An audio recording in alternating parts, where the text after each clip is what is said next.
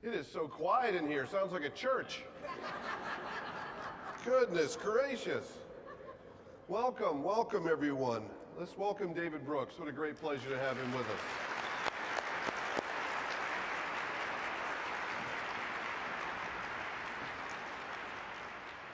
David is such a gifted writer, commentator, wonderful presence in the life of our country, and the fact that he's also a good preacher just really burns me up. There should be a limit. Let me just share a few things that if you don't know David, just a little bit about his background. He's been a columnist with the New York Times since 2003. He currently is a commentator on PBS NewsHour, NPR's All Things Considered, and NBC's Meet the Press. He has been the senior editor of the Weekly Standard and a contributing editor at Newsweek and the Atlantic Monthly. He's also currently teaching at Yale University, and he's the author of several books, including his most recent book, The Road to Character, which was done in 2015, which was a New York Times bestseller. And I've been a big fan of yours for many years, and I have to say, it was funny, when David and I spoke on the phone this week, I said, I know I'm the dean of the Cathedral, and I'm not supposed to do this, but you gotta let me gush for like 30 seconds on the phone.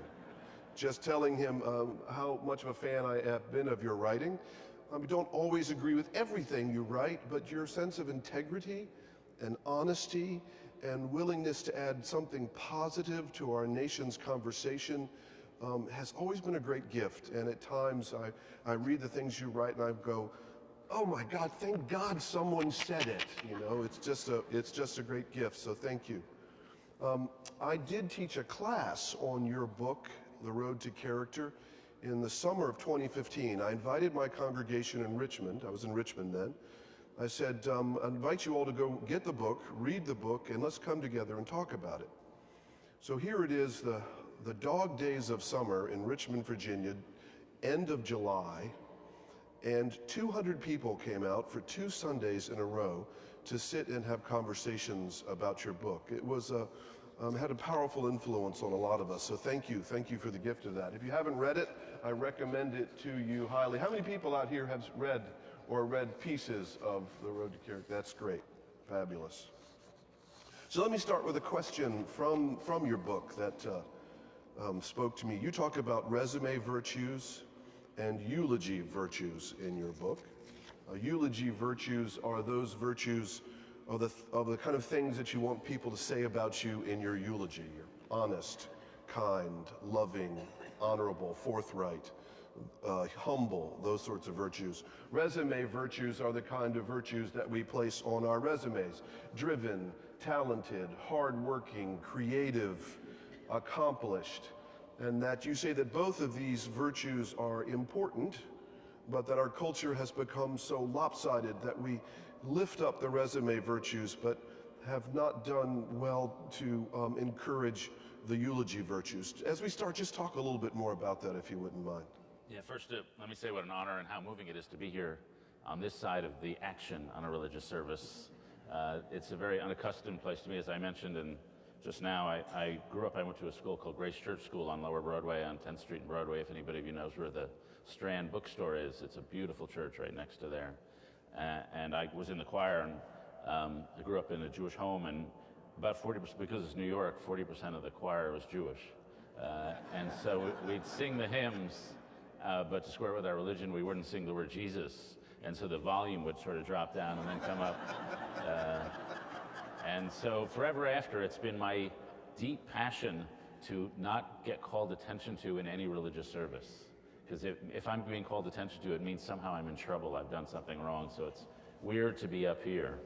And yeah, the eulogy resume distinction is one that came really out of Joseph Soloveitchik, who I quoted, who had a concept of Adam 1 and Adam 2, that there are 2 accounts of creation in Genesis, and the first one is the creation of the world. Majestic Adam, we're to subdue the world. Adam 2 is the humbler Adam. We're called to serve in the garden.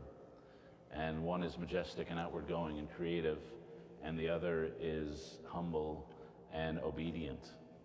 And Soloveitchik's point is that we have these two sides of our nature, and they're both important, and they have to be in balance. And that the first side, but we happen to live in a culture and a meritocracy where we emphasize the resume side. My students at Yale are a lot more clear about how to build a good career than they are how to build a good character. And as a result, two phenomena I notice is that when they get a career setback, usually in their mid to late 20s, everything collapses because they don't have another foundation upon which to live. Second, they discover, and I forget who came up with this concept, but they have two mountains to climb in life. The first mountain that was the one they think they were going to climb, which is the one their parents and their communities told them to climb, which has tended to be a career mountain. And then sometime in midlife, though sometimes as early as 23, 24, they get knocked on that mountain. Or maybe they find that mountain unsatisfying and they find there's some other mountain they need to climb, which tends to be a spiritual mountain, and it tends to be internal, and it tends to be finding a way to radiate an inner light. And that's more or less what happened to me in middle age. I had achieved way more career success than I ever thought I would. And I found, as everyone does, that success doesn't lead to fulfillment. And so went out looking for that next mountain, and the book was really an outcome. We're seeing these days in the newspapers, in recent weeks, we see almost on a daily basis, we see leaders on our national stage who seem to be less interested in eulogy virtues in some ways, and yet their resume virtues have brought them to the positions in which they hold. You know, it makes me wonder about how we speak to our young people about this. You know, how do we help them understand the importance of these eulogy virtues? And that has always been a historic function of the church or the synagogue or the mosque for that matter. But do you see it as needing to be also important in our schooling or in other places in our culture? So we wrote this book about humility in 2015, and then the political year of 2016 happened, and my reaction was, well, that worked. And so we elected someone who stands for humility and the Christian virtues in every regard. And so I do think it's part of the moral inarticulateness that we've forgotten the centrality of character. And there are two things that happened. One was just the absence of the vocabulary got drained of meaning. So when you ask young people what is sin, generally don't have a concept for that. What is humility? A lot of it think it's just like shrinking and thinking lowly of yourself.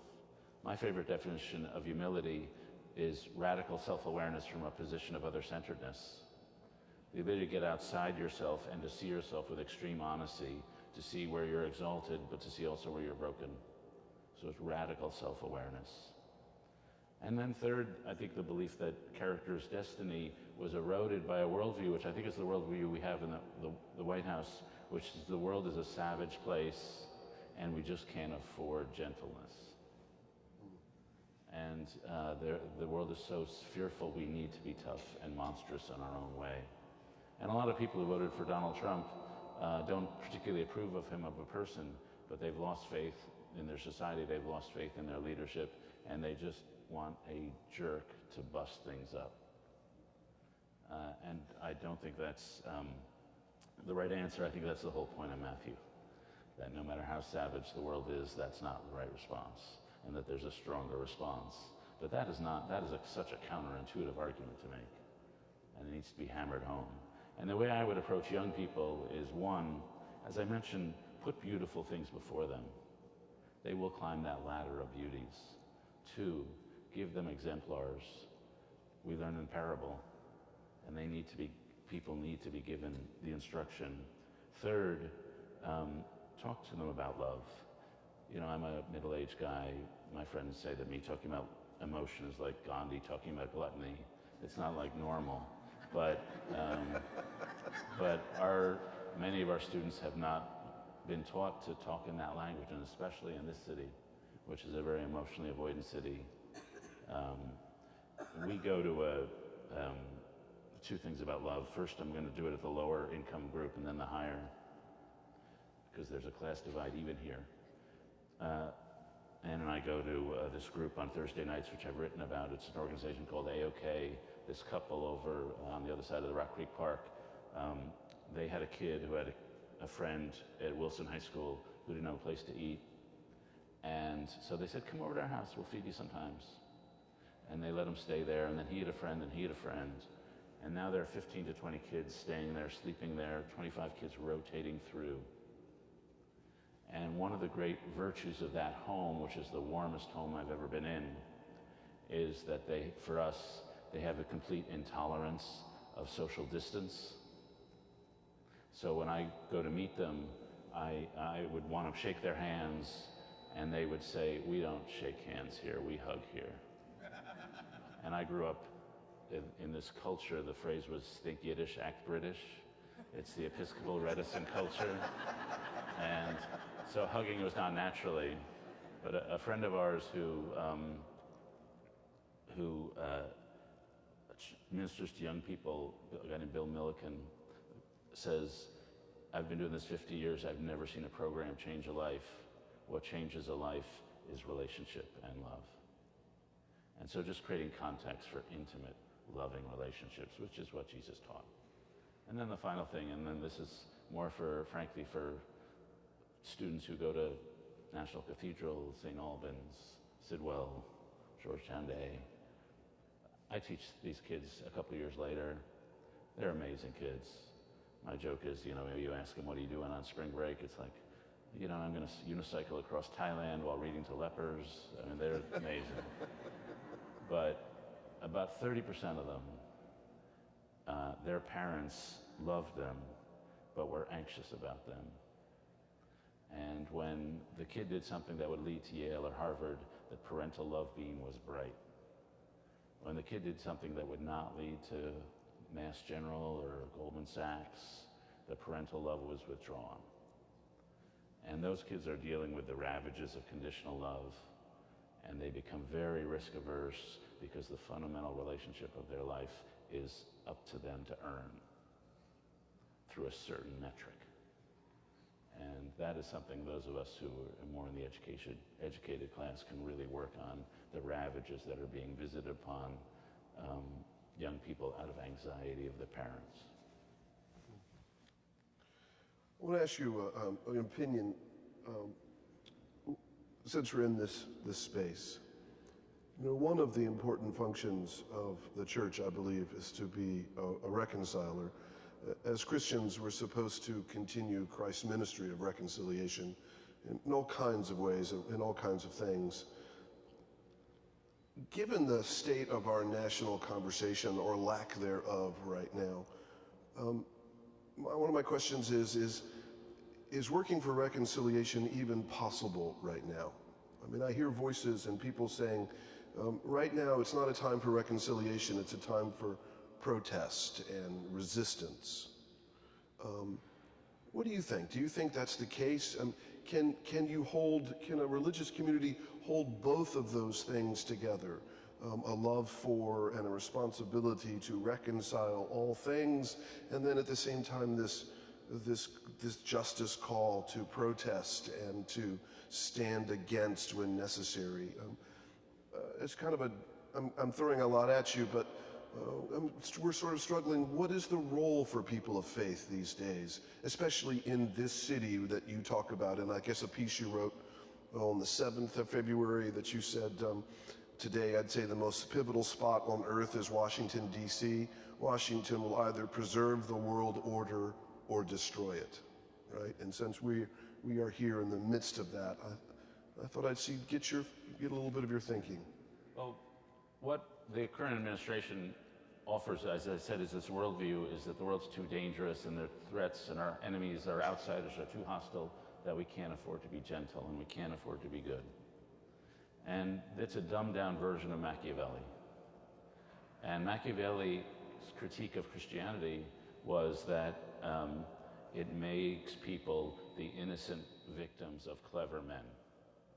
That it makes people too good and too gullible and too gentle, so they get walked over in a harsh world. Now, a lot of us in our lives in this room have bet our lives on the proposition that that's untrue. That there's a greater strength in greeting harshness with love. That's the essence of the thing. And so do we believe that or do we not? And so in our day-to-day interactions, the act of greeting harshness with love and with grace and with honesty seems to me the continual daily challenge, because when you get hit, you want to hit back. And there are so many moments, this even happens on my pundit level, when the person you're talking with is more ideological and more hostile than you are, they come at you at level 10. The natural instinct is want to come back at them at level 10. But it's an insult to our own souls to do that. And it's an insult to the truth. Most political issues are rival versions of partial truths. That's the way politics is. It's rarely 100%. It's usually you're seeking that balance. And so that is the elemental truth of the thing. And so the idea of listening to people on the other side is always useful because they're always better than you think you are, you think they are. And the idea of just engaging them on some other level.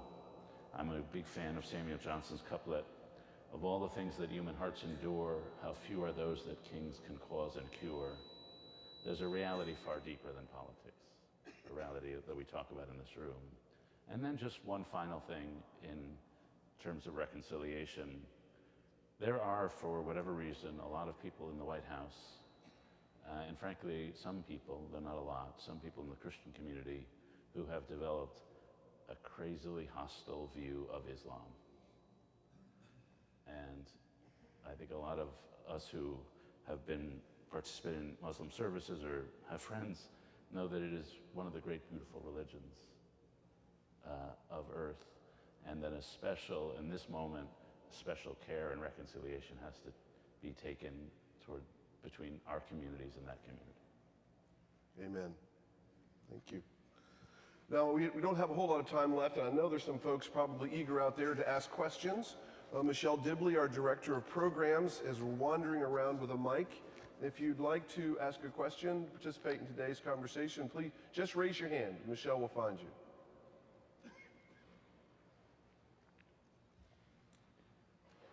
I work in the IT industry, and I hear a lot about how the internet is the cause of all of our political problems.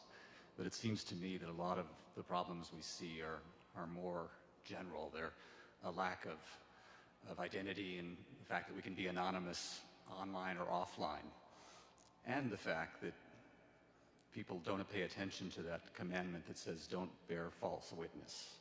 Lies perpetuate online and offline.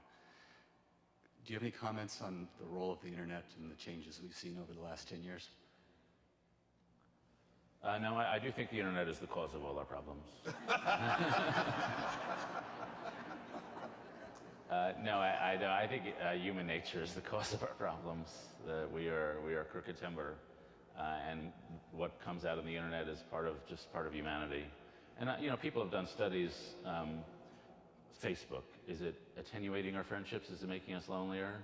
And I think the evidence is pretty overwhelming that it's not what Facebook is doing, it's what you bring to Facebook. If you're somebody who has good friendships, you use Facebook to augment your friendships. If you're somebody who is lonely, you can use Facebook to mask your loneliness. But it's just the medium through which you're communicating. The one bit of caution I have, and it's only really developed in the last year, is that smartphone usage has hit such a level that it's begun to change us. And one study suggested that Americans pick up their smartphones 221 times a day, every 4.3 minutes. And I'm pretty guilty of that. A study done at Baylor found that the students there were on their phones 10 hours a day. I'm probably on my phone 5 hours a day, 5 or 10. And it does begin to rewire your brain. And I find I have trouble reading a few pages in a book before I want to check my phone. And so the last couple of years, I'm beginning to think the saturation of smartphone usage, that may be something worth worrying about, and we all might need Sabbath. And one of the reasons we have Sabbath and I should have my phone not on me on a Sabbath, but I have it right here. I'm live tweeting even as I speak. But that Sabbath to restore us to a still small voice seems important and more important.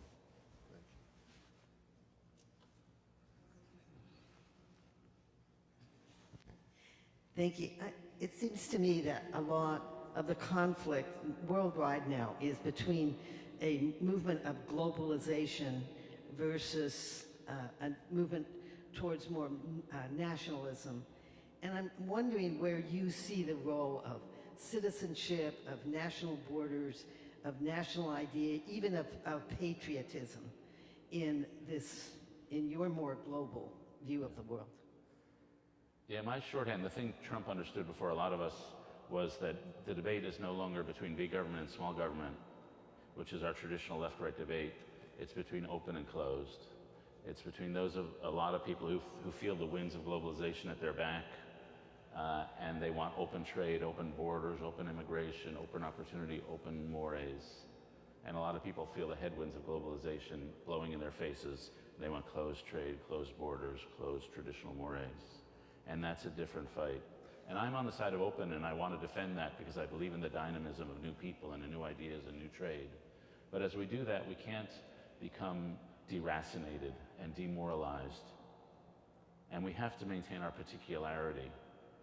And so I do think reviving an American citizenship, a fierce patriotism, the patriotism, there's an Abraham Lincoln statue back there, which really began with an American civilization that had two thoughts. The European settlers came here and they saw this amazing abundance. Flocks so big it would take them 45 minutes to take off. And these settlers had two thoughts, which was that God's plan for humanity could be completed on this continent, and two, they could get really rich in the process. And so we have a moral materialism baked into our culture from John Winthrop to Abraham Lincoln to today.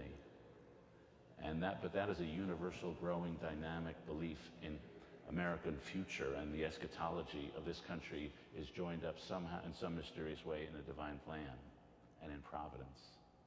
Donald Trump's version is different, and I wrote recently it's a Russian version that the heart of the country is in the soul, in the peasantry, and it's a backward looking that it's in the blood and the soil is where our core purity is. That's not traditionally been the American patriotism. And so we're in a national institution here. I think it's fervent. It's so important that we not lose faith of nationalism. We not give up on patriotism, but we just have to have the right kind and not a closed kind.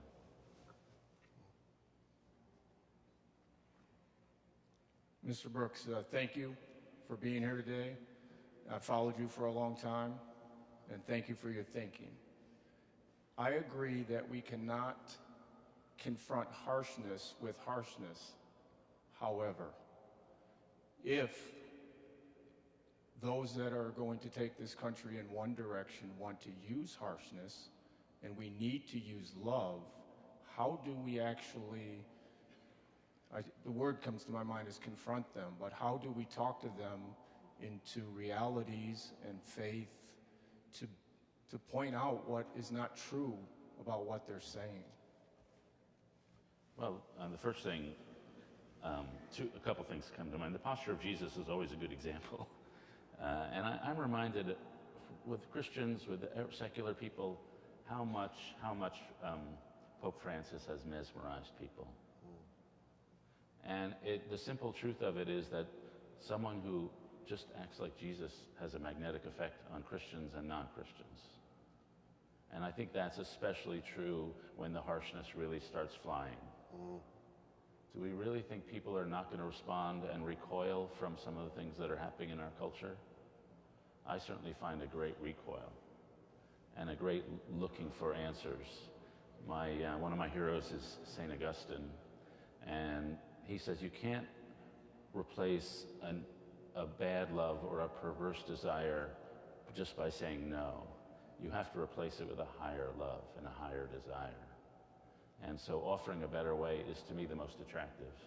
I'm in the business of writing columns, and I sort of wish like I would write a column and a president or somebody would call me up and say, you know, David, I was thinking about this issue a certain way, but then I read your brilliant column and I've gone 180 degrees. That doesn't happen. We don't persuade that way. We persuade by trying to live in a certain way. An emailer I once had said, the message is the person. What persuades is how you are in the totality of your being. A hero of mine is a guy named Walter Bagehot, a 19th century journalist, and he said, if you want to persuade, write boring tracts, maybe it'll make you feel better, but better to enjoy the world. And people who can conduct themselves in an honorable way, in a gracious way, in a warm way, we have to believe are eventually going to be more persuasive than those who don't. Because, and again, these are things we've bet our lives on. Martin Luther King emphasized that sin contains the seeds of his own destruction. And we have to forgive, and forgive is not to forget the wrong, but to mean that it's not a barrier in the continuance of a relationship. And so I do think that his example is an example of perpetual graciousness in the face of harshness, and that's ultimately what we remember.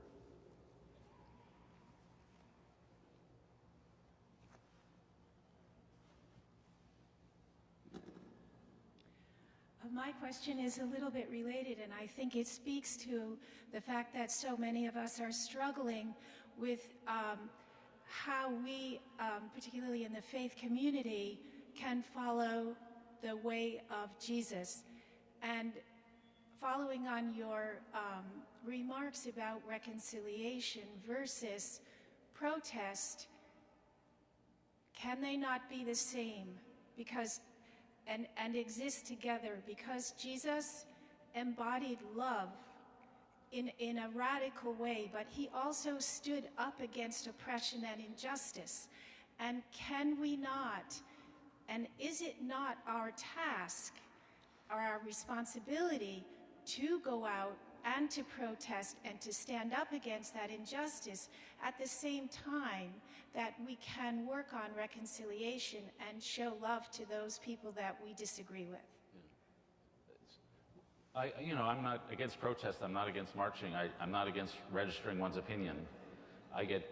For the past year, Donald Trump has given me a reason to live. I get to bang out these columns and I feel so much better, and some of them are reasonably harsh.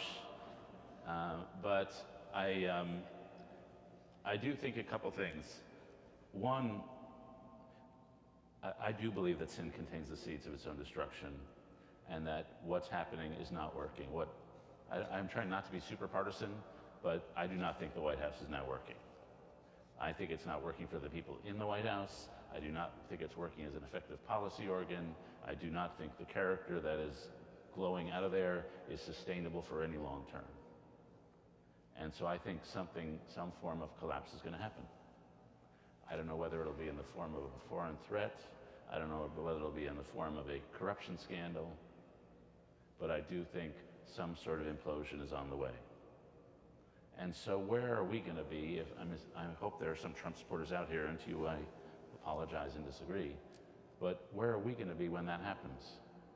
Are we going to be a people who stands up for certain norms of behavior of how we expect our leaders to behave? Are we going to be a people who understand that the people who voted Donald Trump did it for very good reasons often? Because their society, their world has been collapsing, and this was their shot at change, and they're worthy of our respect.